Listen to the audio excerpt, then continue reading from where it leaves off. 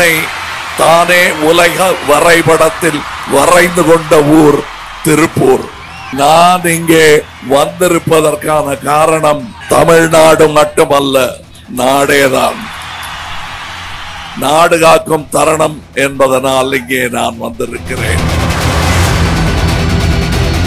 ஜனநாயகம் வேறு, கம்யூனிசம் வேறு என்பது வேறு பாதையில் ஒரே குறிக்கோளை அணுகுபவர்கள் தானே தவிர மக்கள் நலன்தான் இரண்டுக்குமே முக்கியம்.